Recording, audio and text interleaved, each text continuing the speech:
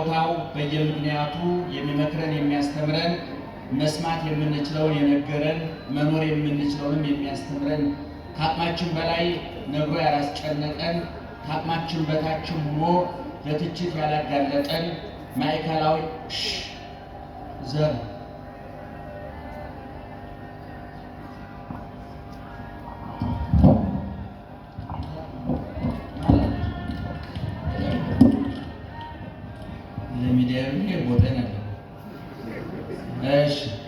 አምላካችን ዘ ክብርና ምስጋና ይግባው። ክብርና ምስጋና ይግባው። እናንተ የምትሰሙት እኛ የምንናገረው አይንሳችሁ እግዚአብሔር ጆሮአችሁን ይክፈት፣ አንደበታችንን ይፍታ።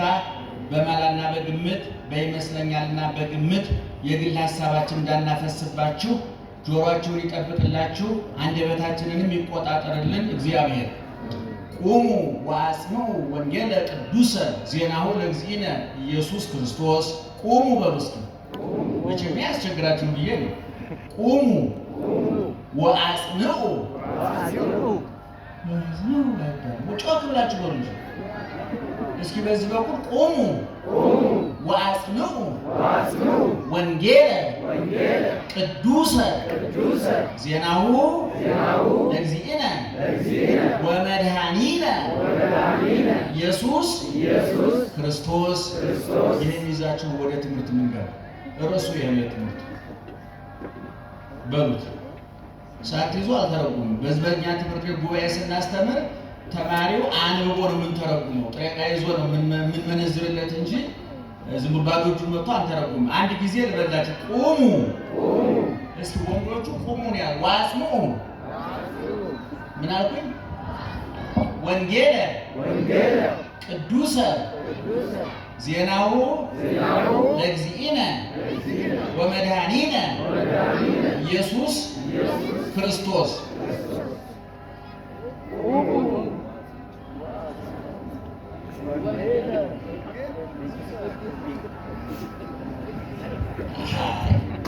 አትቀልም በእውነት አትቀልም። የሀሳብ መስጫ ሰዓት መሆን የለባችሁም። አንዴ ተሳትፉ። ቁሙ ወአጽምዑ ወንጌለ ቅዱሰ ዜናሁ ለእግዚእነ ወመድኃኒነ ኢየሱስ ክርስቶስ። በጣም የሚያሳዝነው እኮ ማስተዋል ስለሌለን ማገናዘብ ስለሌለን እንጂ የዘወትር ቅዳሴ ባስቀደስን ቁጥር ሰራዩ ዲያቆን ገባሬ ሰናዩ ዲያቆን የሚያዜመው ለወንጌል መግቢያ ዲያቆኑ የሚያዜመው ነው። ይገርማቸዋል። አሁን የድምፅ ስለሌለ ነው እንጂ ድምፃውያን ቢኖሩ ያዜሙላችሁ ነበር። እውነቱን ለመናገር ቁሙ ወአጽምዑ ወንጌለ ቅዱሰ ዜናሁ ለእግዚእነ ወመድኃኒነ ኢየሱስ ክርስቶስ። የኢየሱስ ክርስቶስን ነገር የሚናገረውን ቅዱስ ወንጌል ቁማችሁ አዳምጡ ማለት ነው። አማርኛ ነው እንግዲህ የምንማማረው በዚህ ርዕስ ነው። የርዕስ ጥቅሙ በግምት እንዳናወራ ትዝ ያለን እንዳንናገር ወደ ቀኝ ወደ ግራ ሳንል በተሰመረው መስመር ወደሚፈለገው ግብ እንድንደርስ ነውና አምላካችን እግዚአብሔር ይምከረን ያስተምረን።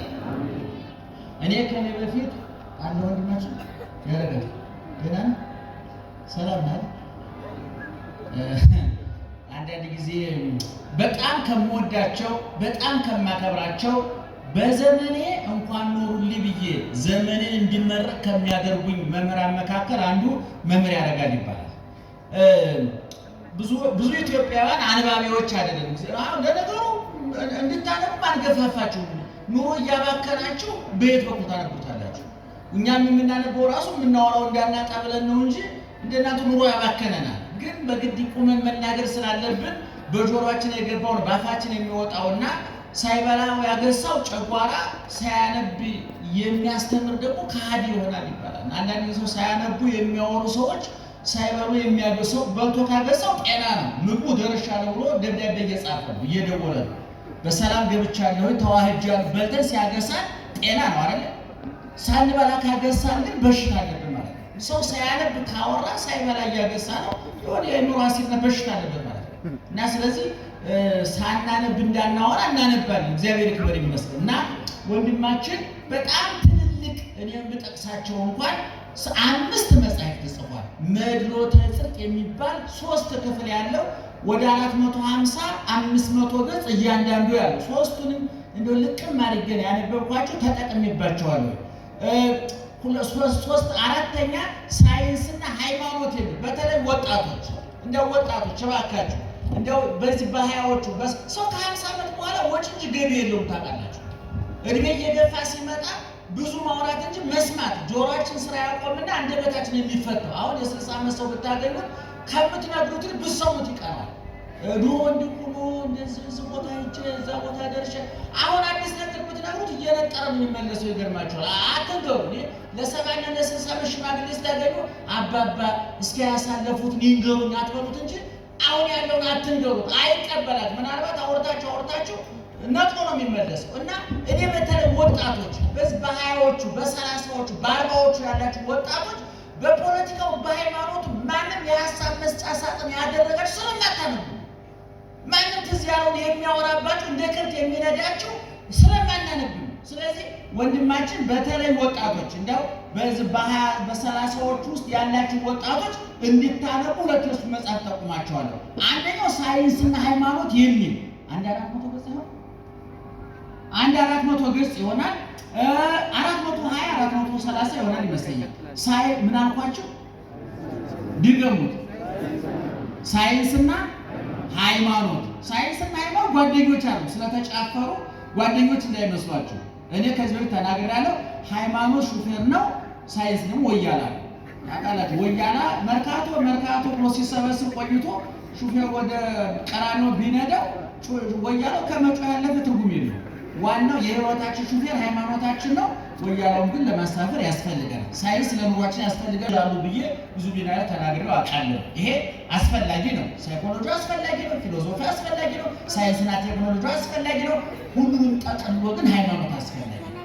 ጨው ነው፣ ማጣፈጫ ነው፣ ህይወትን ማቃኝና ሳይንስና ሃይማኖት መጽሐፍ ጠቁሚያቸዋል። ወጣቶች ደህና ዋላችሁ። ምን መጽሐፍ ጠቁምኳችሁ? ማስታወሻችሁ ላይ ያዙ። እንዲያውም ህማማት ነው። ትንሣኤ ሲወጣ በሚያዝያ ውስጥ 1 ወር 2 ወር እንክት አድርጋችሁ አኝካችሁ ታኝቆ የሚዋጥ ከመጽሐፍት መካከል ቀምሰን የምንተፋቸው አሉ፣ አኝከን የምንተፋቸው አሉ፣ አኝከን የምንውጣቸው አሉ። ይሄ ታኝቆ ከሚዋጡት መካከል ነው። ሁለተኛ ደግሞ ቅርብ ጊዜ ደግሞ እሱንም አሁን ሰሞኑን አንድ ጊዜ ጨርሼ ሁለተኛ ጀምረዋለሁ። ኢቮሉሽን የሚባለው የቻርልስ ዳርዊን ይሄ የዝግመተ ለውጥ ሰው በዝግመት ነው።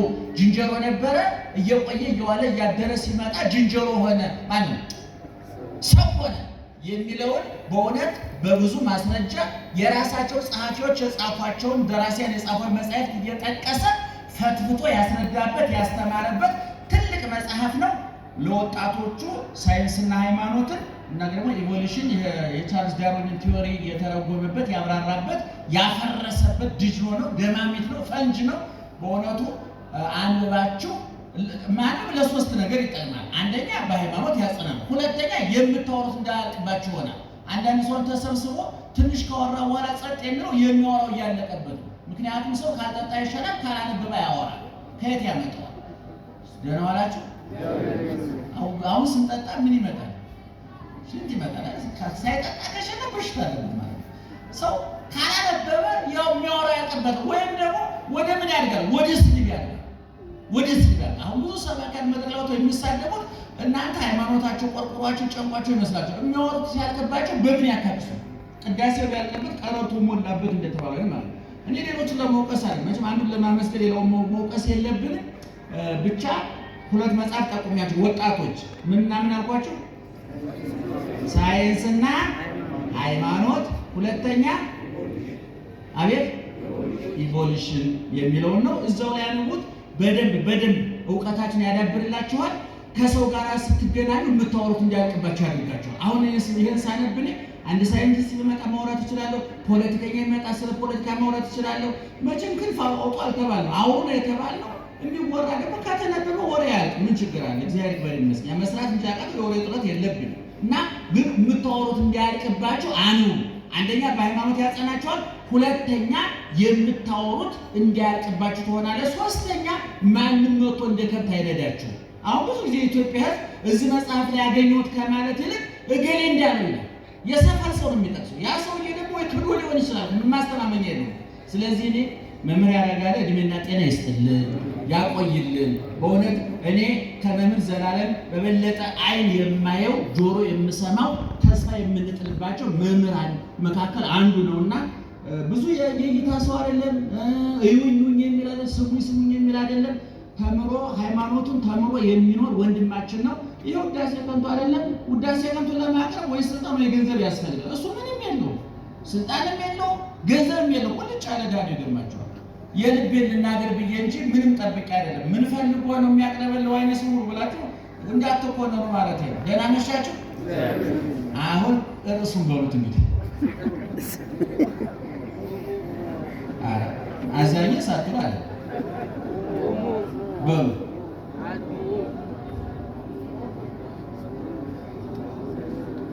በሉ ልበላችሁ አንድ ጊዜ ቁሙ ወአጽንዑ ወንጌለ ቅዱሰ ዜናሁ ለእግዚእነ ወመድኃኒነ ኢየሱስ ክርስቶስ። ይሄ የትምህርታችን ርዕስ ነው። በቅዳሴያችን መካከል የምንለው ነው። ወንጌል የምስራች ነው። ወንጌል ቢሄድ ብስራት የምስራች ማለት ነው። እንግዲህ ወንጌል ሁለት ትርጉም ነው ያለው። ምዕመናን በመጽሐፍ ደረጃ ስንወስደው ማቴዎስ፣ ማርቆስ፣ ሉቃስ፣ ዮሐንስ አራቱ ወንጌላውያን፣ ሁለቱ ማቴዎስና ዮሐንስ ከአራቱ ወንጌላውያን መካከል ናቸው። ሉቃስና ማርቆስ ከ72ቱ አርድእት መካከል ናቸው። ሉቃስ የቅዱስ ጳውሎስ፣ ማርቆስ የቅዱስ ጴጥሮስ ደቀ መዝሙር ነው። እንደገና ጴጥሮስ፣ ዮሐንስ እነዚህ ደግሞ በሌላ በኩል የዮሐንስ መጥምቅ ደቀ መዛሙርት ናቸው። ዙሮ ዙሮ አራቱ ወንጌላውያን ማቴዎስ፣ ማርቆስ፣ ሉቃስ፣ ዮሐንስ በጥቅሉ የጻፏቸው ጸሐፊዎቹ ወንጌላውያን መጻሕፍቱ ወንጌላት ወንጌል ይባላሉ። በጥቅሉ 89 ምዕራፍ ነው ያላቸው አራቱ ወንጌላውያን ማለት ነው። እነዚህ አራቱ ወንጌላውያን ባጭሩ የኢየሱስ ክርስቶስን በሰውኛ ቋንቋ ስንገልጠው የሕይወት ታሪኩን ጽፈውልናል።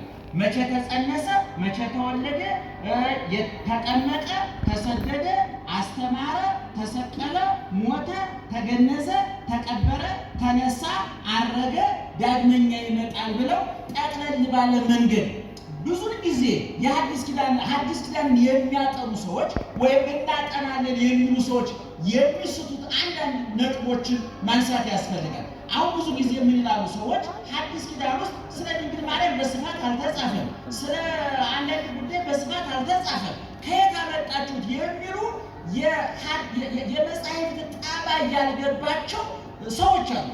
ወንጌላውያን ስንት ናቸው? አረ ንገሩኝ። አራቱ ወንጌላውያን ማቴዎስና ማርቆስ፣ ሉቃስና ዮሐንስ ኢየሱስ ክርስቶስ ያደረገውን ያስተማረውን ጥልቅ ትምህርት ያደረገውን ድንቅ ተአምር የሰራውን በጎ ስራና ትሩፋት ሲጽፉ አንደኛ ሁሉንም አልጻፉም፣ ሁለተኛ በቅደም ተከተል በስነ ጽሑፍ ሕግ ዘገባ እንደ ጋዜጠኛ ዘገባ አይደለም የሰሩ ወይም ደግሞ ክትትል አድርገው ከዚህ ቀጥሎ ሰኞ ይሄን አደረገ፣ ማክሰኞ ይሄን አደረገ፣ በ31 ዓመቱ ይሄንን በ33 ዓመቱ ይሄንን ብለው ቃል በቃል እግር በእግር ተከታትለው ባለስልጣን የተከተለ ዘገባ እንደሚሰራ ጋዜጠኛ አይደለም የጻፉት።